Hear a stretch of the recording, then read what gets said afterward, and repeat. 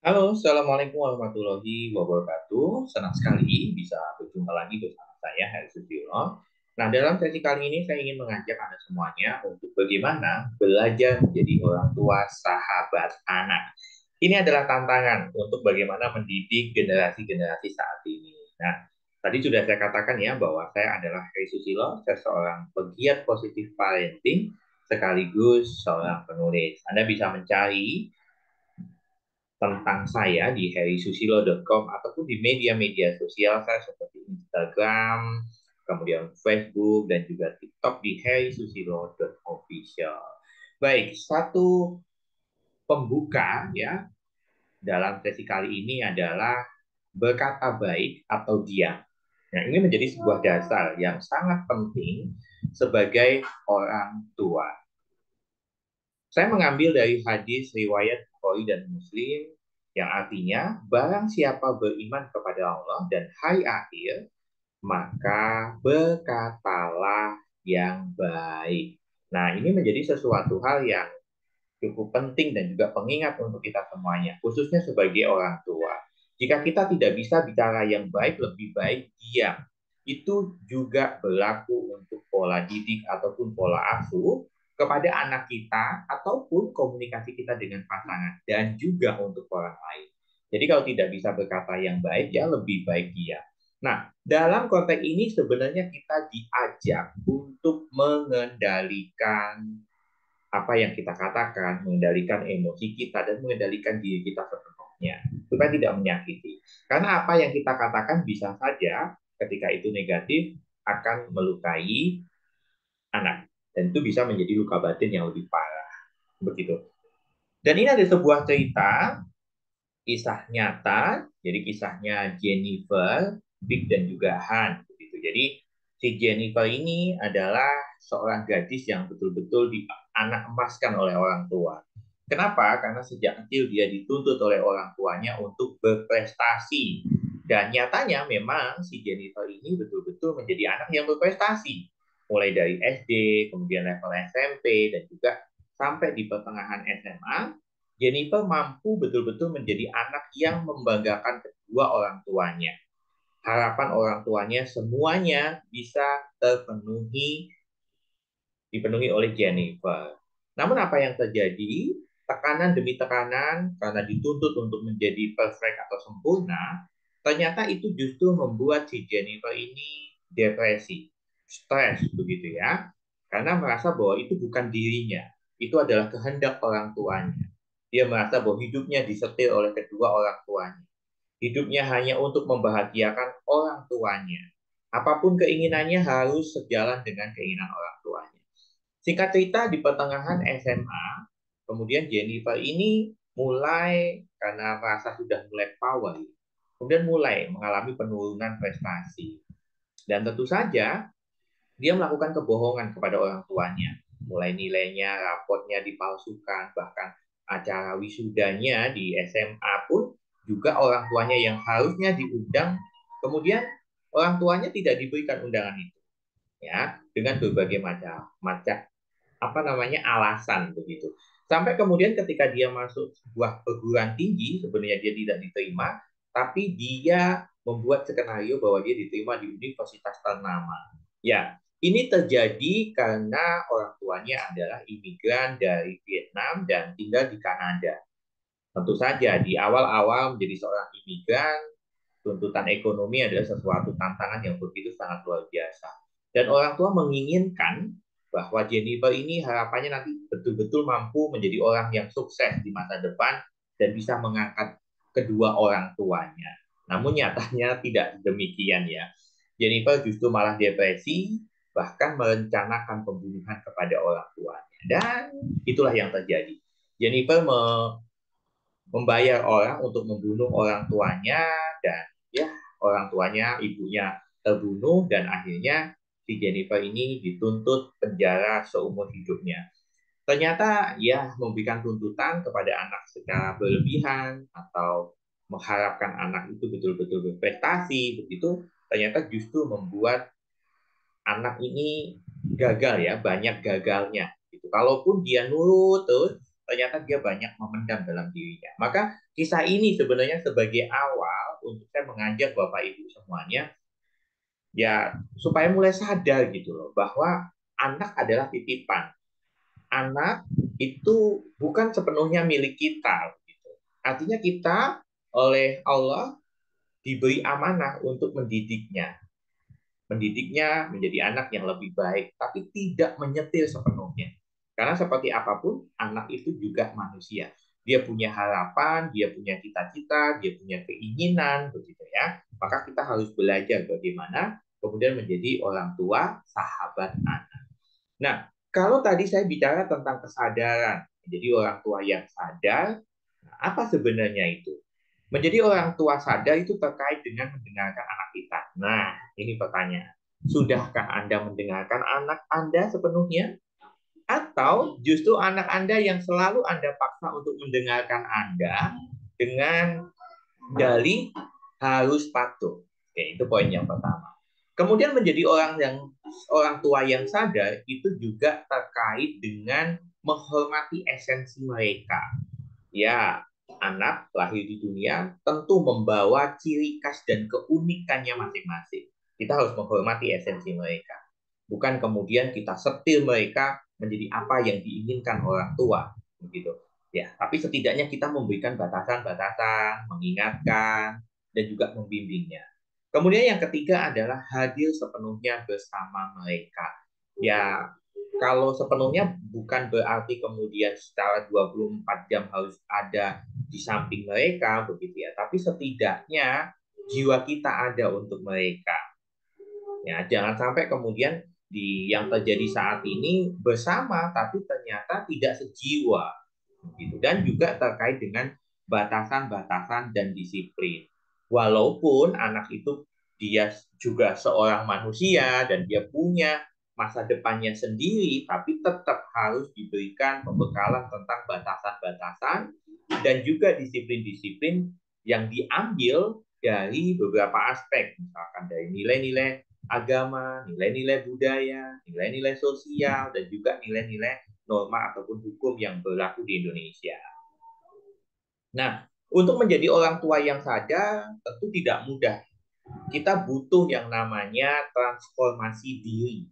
Kita harus mentransformasikan diri kita menjadi diri yang baru. Dan tentu saja ini butuh effort. Ini butuh usaha yang dahsyat begitu. Kenapa? Karena kita harus mengevaluasi apa yang sebenarnya telah kita lakukan selama ini. Kebaikan-kebaikan apa yang sudah kita lakukan, pola asuh positif apa yang sudah kita lakukan, dan juga sebaliknya, pola negatif, pola pengasuhan negatif apa yang sudah kita lakukan. Nah, yang perlu Anda ingat adalah bahwa kesadaran adalah kondisi yang muncul sebagai bagian dari proses. Jadi ketika kesadaran itu munculnya sekarang, ataupun sekarang misalkan belum muncul dan munculnya beberapa waktu berikutnya, ya tidak masalah. Karena memang kesadaran itu adalah kondisi di mana munculnya sebagian dari sebuah proses. Jadi silakan Anda mengikuti proses, ya, upgrade kapasitas diri Anda. Maka semakin Anda upgrade sebagai orang tua yang baik, maka di situ kesadaran demi kesadaran pun juga akan muncul. Nah, kesadaran ini tentu saja ini akan sangat-sangat berguna sekali untuk kemudian selanjutnya kita betul-betul menjadi orang tua sahabat anak. Nah, saya mengajak ibu bapak semuanya menerapkan satu teknik yang namanya the personal peace procedure. Jadi kita harus berdamai dulu dengan diri kita. Walaupun saya katakan tidak harus berdamai 100%. Karena kita bicara kesadaran itu bagian dari sebuah proses. Ya, termasuk kebahagiaan itu juga bagian dari sebuah proses. Jadi kita tidak nunggu harus menjadi orang tua yang baik dulu atau menjadi orang tua yang bahagia dulu baru kemudian kita mendidik anak gitu kan. Tidak harus. Sambil berproses memperbaiki apa yang kurang baik menjadi lebih baik gitu kan ya. Nah, ini sangat penting Ibu Bapak. Jadi silakan Anda evaluasi masalah apa yang masih Anda alami. Misalkan, saya ini sebenarnya sadar kalau marah itu tuh tidak baik untuk anak saya. Tapi kenapa ya saya masih sering ngomong kasar? Saya tahu kalau membanting-banting sesuatu itu tidak boleh begitu. Tapi kenapa saya masih melakukan itu? Nah, Kalau itu masih Anda lakukan, artinya Anda harus berdamai dulu dengan diri Anda. Supaya apa? Supaya itu tidak menjadi luka batin untuk anak Anda. Kenapa? Misalkan Anda biasa marah ketika anak mencoba mengaku atas kesalahannya, kemudian dia marah, orang tua marah, maka selanjutnya anak itu akan enggan untuk bercerita kepada orang tuanya. Dan dampaknya adalah ketika anak ini berkomunikasi dengan orang tuanya, justru malah akan menggunakan nada tinggi. Padahal ketika komunikasi dengan orang lain, dia kelihatan anak yang begitu sangat santun. Nah, jika itu yang Anda rasakan, ya berarti Anda harus betul-betul melakukan evaluasi pada diri Anda. Nah, ternyata ini akan terkait dengan kesehatan fisik kita, kaitannya dengan mengendalikan emosi. Karena ya mengendalikan emosi ini menjadi sesuatu hal yang ya sesuatu yang memang harus kita lakukan dong ya. Karena 85% penyakit yang ada di dalam tubuh kita itu disebabkan karena chronic emotional stress atau masalah emosi kita. Coba Anda lihat di sini.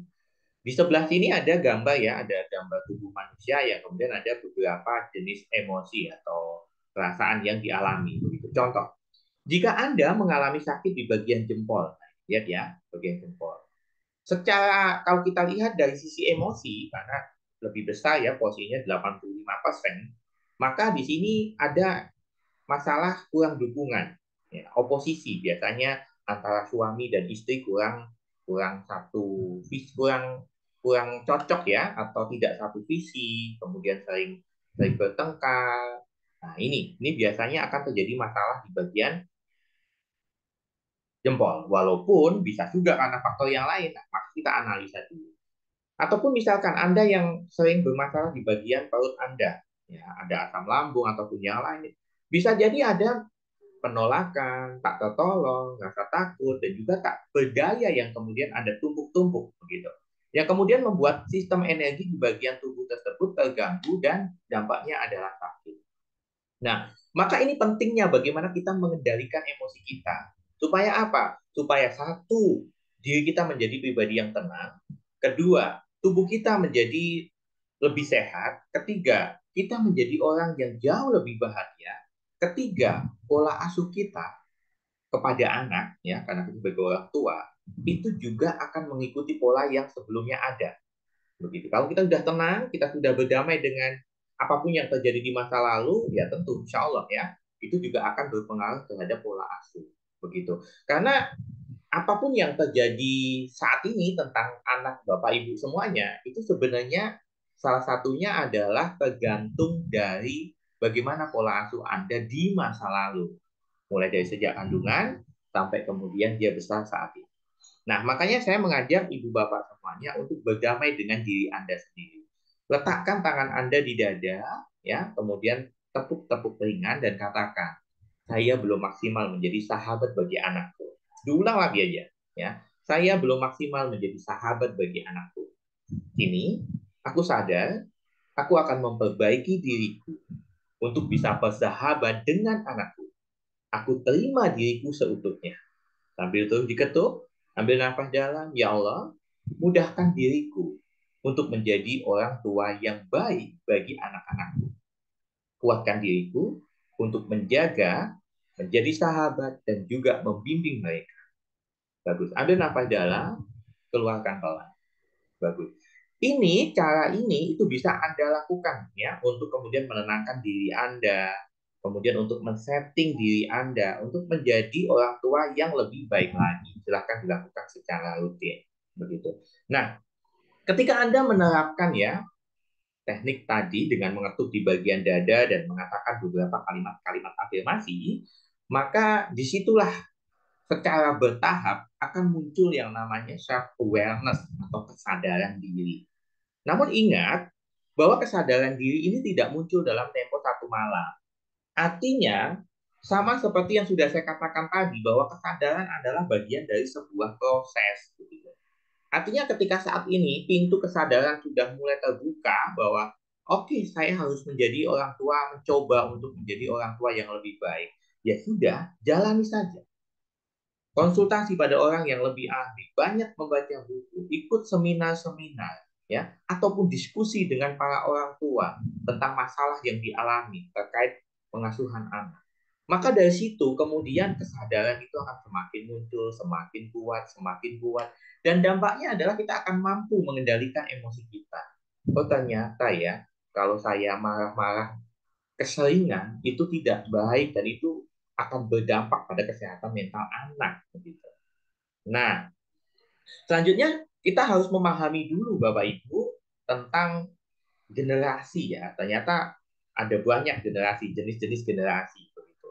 Ada generasi baby boomers, kemudian generasi X. Anda bisa lihat ya tentang tahun kelahirannya dan juga di sini seperti apa sih kondisinya begitu. Kalau generasi milenial, nah ini seperti saya di generasi milenial ya, cukup percaya diri, berorientasi pada kesuksesan, toleran, kompetitif, haus perhatian begitu.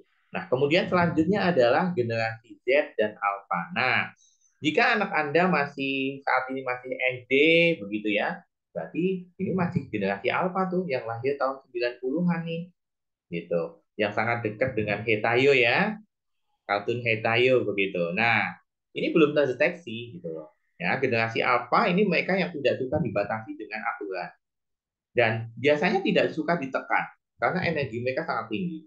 Semakin Anda ancam, anak Anda justru malah akan mengancam balik. Begitu. Itu yang terjadi ya di anak-anak zaman sekarang gitu. Menyukai kebebasan dan berekspresi. Generasi yang paling terdidik, kritis, cerdas, dan penuh inovatif. Kenapa? Karena sejak lahir mereka sudah sangat dekat sekali dengan gadget. Ya. Nah, ini yang sudah saya katakan bahwa apa yang terjadi pada anak kita saat ini adalah proses pengasuhan hasil dari proses pengasuhan kita di masa lalu. Dengan catatan, ya walaupun ada kadang-kadang dari faktor eksternal juga. Tapi sebenarnya yang paling dominan adalah karena faktor di dalam keluarga. Maka saya ajak ibu dan bapak semuanya untuk mulai mengevaluasi diri Anda.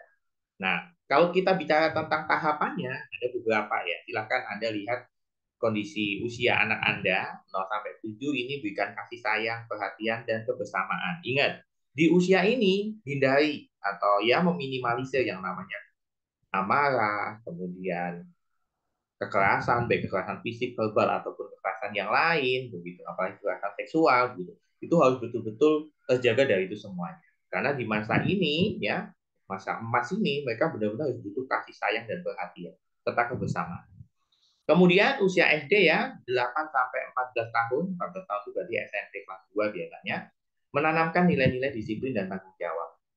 Ya, tentu kita harus membedakan ya tentang pola asuh anak laki-laki dan perempuan tentu berbeda. Begitu karena ketika dewasa nanti tugas dan tanggung jawabnya mereka sebagai insan individu itu berbeda. Begitu.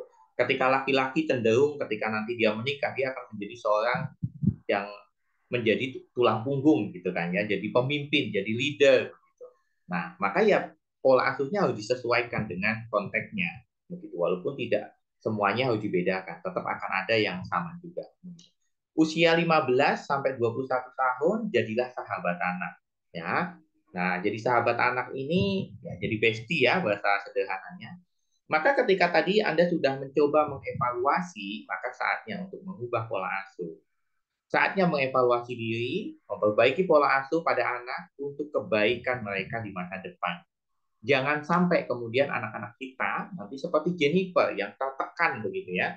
Tertekan karena apa yang dilakukan orang tuanya. Begitu. Ini sangat berbahaya sekali. Begitu. Maka saatnya ya, saya akan berbagi tentang tips bersahabat dengan anak. Yang pertama, tentu Bapak Ibu, saya ajak Anda semuanya untuk memahami karakter masing-masing anak. Mungkin Anda punya anak 2, 3, 4, ataupun 5, atau bahkan lebih. Tentu saja Anda melihat bahwa mereka punya karakternya masing-masing. Ya, Allah memang akan menyematkan keunikan di setiap anak. Dan itu adalah ya keautentikan mereka. Maka pahami ya, yang pertama, karakter mereka masing-masing. Tujuannya untuk apa? Tujuannya untuk merencanakan nih tentang strategi pendekatan kepada anak-anak kita. Ya. Nah, poin yang kedua adalah serumah sejiwa. Nah, ini tantangan yang berat juga nih, begitu ya. Serumah sejiwa, hadir sepenuhnya untuk anak.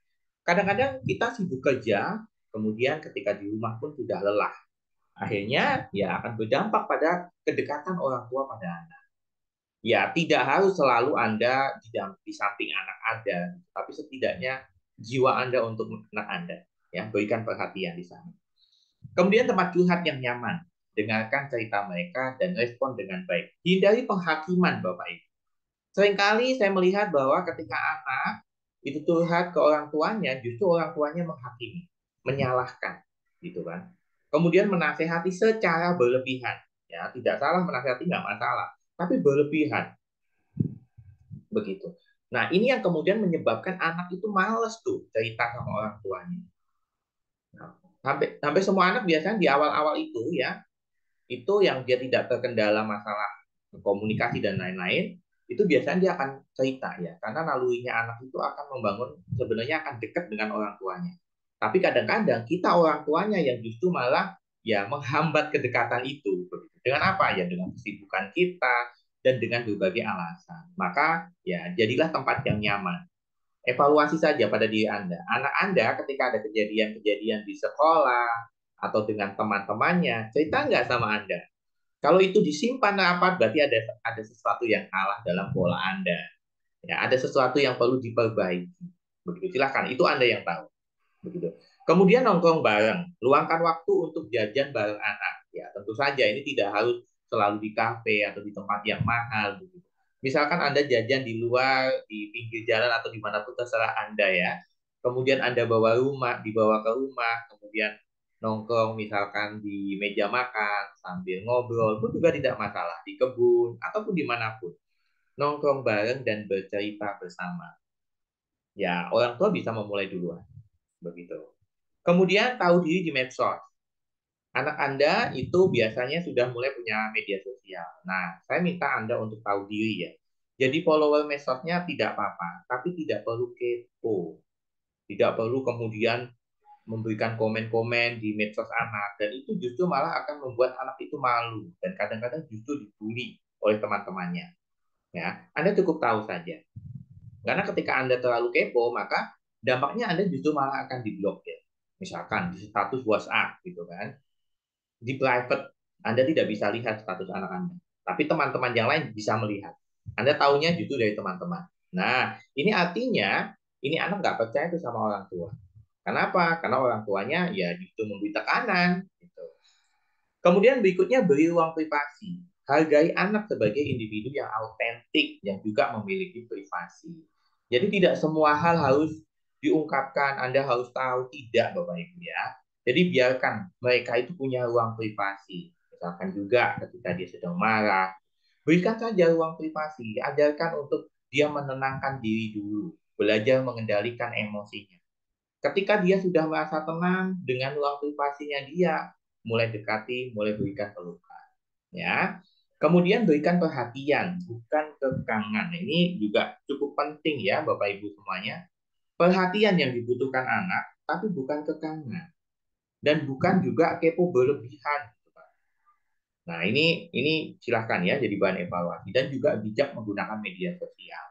Saya saya pribadi di rumah itu saya komitmen ya dengan istri untuk satu, kami tidak memiliki televisi. Yang kedua adalah membatasi penggunaan gadget untuk anak-anak kami. Nah, tujuannya apa ya? Supaya kami hadir, kami bisa membersamai anak-anak, gitu ya. Jadi ingatkan anak untuk bertanggung jawab dengan apa yang dilakukannya di gadget. Ya, jadi harus benar-benar bijak dalam menggunakannya, dan itu harus diingatkan. Ya. Kemudian aktivitas bersama, ya, bermain bersama, misalkan mau berenang bersama, atau aktivitas-aktivitas lainnya ya yang bisa Anda lakukan secara bersama-sama. Nah, jika Anda sudah tadi munculkan kesadaran, kemudian belajar bagaimana menjadi orang tua sahabat anak, maka sekarang saya mengajak diri Anda untuk menjadi pribadi yang baru, yang lebih berkualitas, dan ya tentu saja orang tua yang sadar. Saya mengambil konsepnya dari Joe Dispenza dalam bukunya Jiwa the Placebo, bahwa dia katakan untuk menjadi diri yang baru atau new self, kita perlu mengubah tiga aspek dalam kehidupan kita. Yang pertama adalah pola pikir kita. Nah, pola pikir kita harus diubah. Tentu saja mengubah pola pikir ini bukan sesuatu yang gampang, begitu. Karena butuh kesadaran, butuh kemauan, ya, dan butuh energi juga. Begitu. Itu poin pertama. Di poin yang kedua adalah action. ubah pola kebiasaan Anda. Action Anda harus diubah.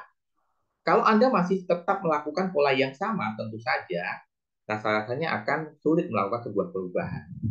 Hal yang sama, maka hasilnya tidak jauh beda dengan apa yang Anda dapatkan sebelumnya.